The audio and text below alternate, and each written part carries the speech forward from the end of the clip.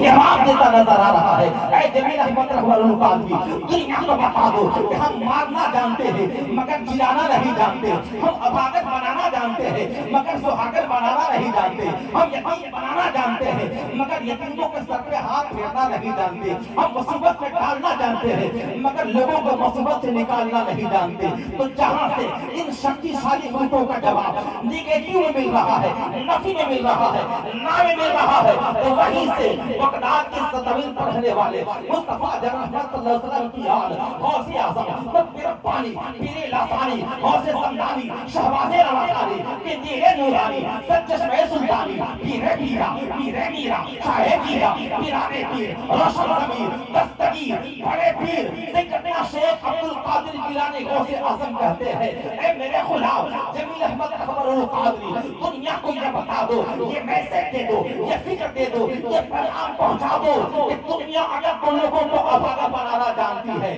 سہاگت بنانا نہیں جانتی، دنیا اگر لوگوں کو یتیم بنانا جانتی ہے، تو وہیں بغداد کی سرزمین پر رہنے والا مصطفیٰ جناب احمد کا غلام عبدالقادر اپنے قدم کی ٹھوکر سے مردے کو جلانا جانتا ہے، مردے کو زندگی دینا جانتا ہے، دلوں سے اتر کے کانٹے نکال دیتا ہے، دلوں سے اتر کے کانٹے نکال دیتا ہے، نبی کا ذکر مصیبت کو ٹال دیتا ہے۔ اور میں قادری ہوں، میرا پیر غوث اعظم ہے جو قبر سے مردہ کو زندہ نکال دیتا ہے۔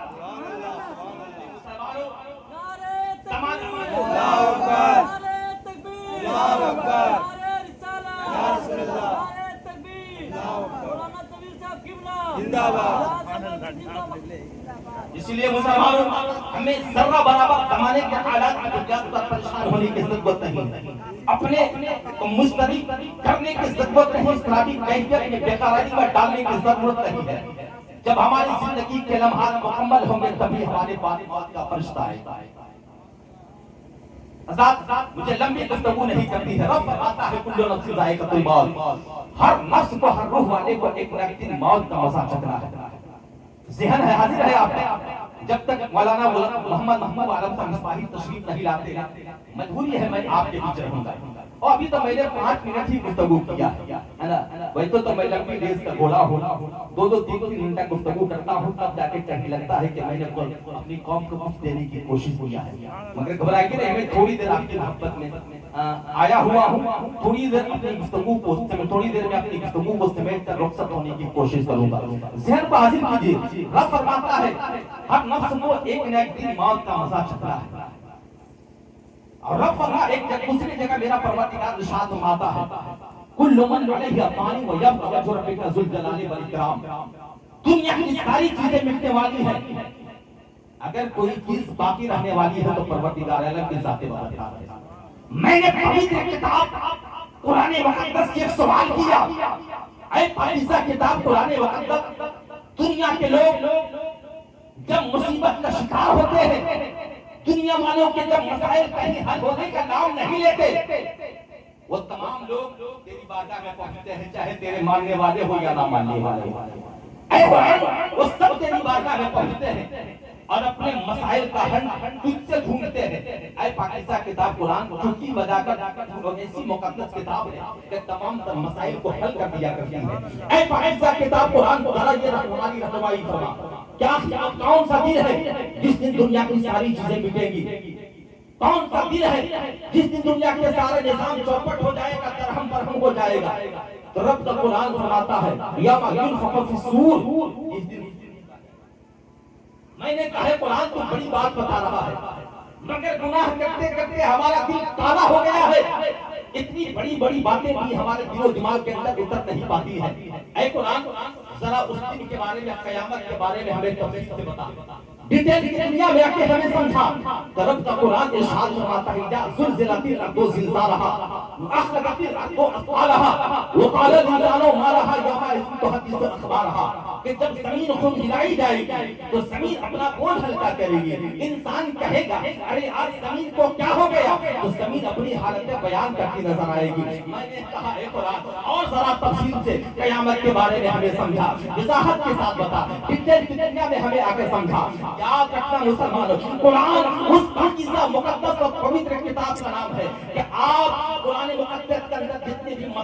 حاضر ہوں گے، قرآن مقدس تمام تر مسائل کو حل ڈھونڈتی نظر آئے گی، تمام تر مسائل کو چٹکی بجا کر آپ کی پریشانیوں کو دور کرتی نظر آئے گی۔ دنیا کی کسی اور کتاب کے اندر یہ لذت نہیں پائی جاتی۔ آپ کسی کتاب کو اٹھائیے، بڑی روچک کتاب ہے، بڑی جانکاری فراہم کرنے والی کتاب ہے، معلومات کا ذخیرہ اس کتاب کے اندر ہے۔ سوال آپ کا ایک ہے، اس کو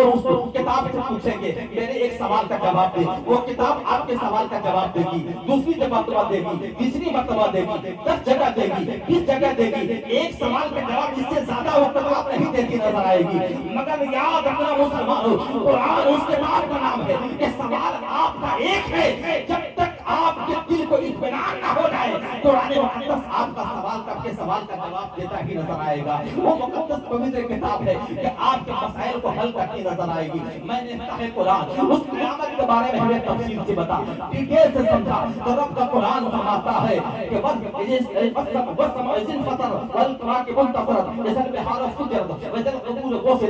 کا قرآن فرماتا ہے، آیت کریمہ کا مفہوم بتا رہا ہوں تمام۔ رب کا قرآن فرماتا ہے کہ جب آسمان پھٹ جائیں گے، جب ستارے چھٹ پڑیں گے، جب قمری اکھیڑی جائے گی، جب درگاہیں ایک دوسرے سے ملائی جائے گی، انسان جان جائے گا جس نے اپنے آگے کے دن کے لیے بھیجا تھا، گویا قیامت آئے گی۔ پھر کیا ہوگا؟ رب کا قرآن فرماتا ہے یوم یقوم الناس لرب العالمین، ایسا دن ہوگا کہ سب لوگ خدا کی بارگاہ میں سب لوگ خدا کی مسلمان رب کی بارگاہ سے آئے ہیں، پلٹ کر اسی مولا کی بارگاہ میں آپ کو جانا ہے۔ جانے سے پہلے سارے سفر تیار کرو۔ آپ کو 6 مہینے کے لیے دلی جانا ہوتا ہے، 5 مہینے کے لیے، یہ سال بھر کے لیے آپ کو کسی اور ہندوستان کے شہر کا سفر کرنا ہوتا ہے، تو گھر سے نکلنے سے پہلے بار بار اپنے ذاتی سفر کو دیکھتے ہوا، بار بار اٹیچی کو، تھیلے کو، بائک کے چین کو کھول کر دیکھتے ہو کہ کہیں ہمارا کوئی سامان چھوٹ تو نہیں رہا۔ 6 مہینے کے لیے جانا ہے، پھر پلٹ کر آنا ہے،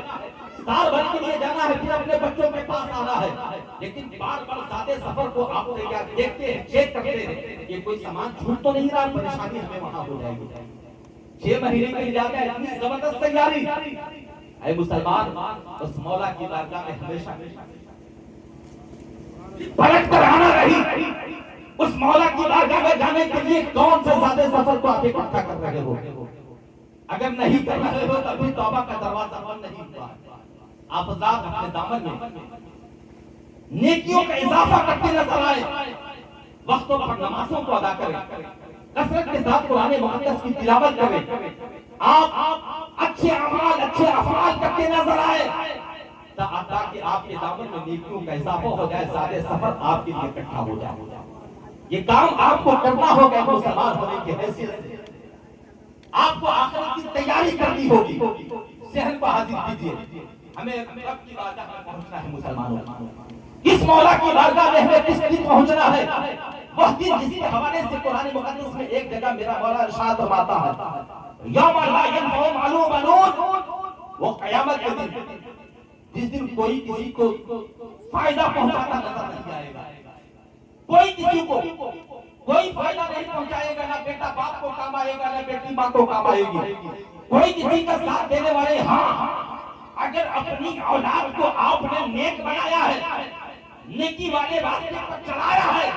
حافظ قرآن بنایا ہے، عالم دین بنایا ہے، نماز پڑھنے کی تحقیر کی ہے، قرآن مقدس پڑھنے کی رغبت اس کے دل و دماغ کے اندر آپ نے ڈال دیا ہے، تو یہی اولاد دنیا میں بھی آپ کو کام آنے والی ہے، کل میدان قیامت میں بھی آپ کو بخشوانے والی ہے۔ اللہ تبارک و تعالی ہمیں اپنے دامن میں نیکیوں کا اضافہ کرنے کے توفیق عطا فرمائے، ہے نا؟ انشاءاللہ میری گفتگو لمبی، میں نہیں چاہتا کہ میری گفتگو لمبی ہو جائے، میں دعوت فکر دینا چاہتا ہوں۔ آپ حضرات اگر ان پیغامات کو لے کر یہاں سے جاتے ہیں، یقین جانیے آپ کا دامن نیکیوں سے خالی نہیں ہے۔ آپ نماز پڑھیں گے، روزے رکھیں گے، اپنے بچوں کو نیکی کے راستے پر چلاتے نظر آئیں گے، صراط مستقیم پر گامزن کرنے والے آپ اگر بن جائیں گے، اپنی اولادوں کو راہ راست کا مسافر بنا جائیں گے، یہی اولادیں آپ کے لیے بطل میدان قیامت میں بخشش و ضمانت بن کے نظر آئیں گے۔ اللہ کا شکر ہے کہ آج یہ محفل جہاں ایک مرحومہ کی سال ثواب کے لیے سجائی گئی ہے، وہی کچھ بچوں کا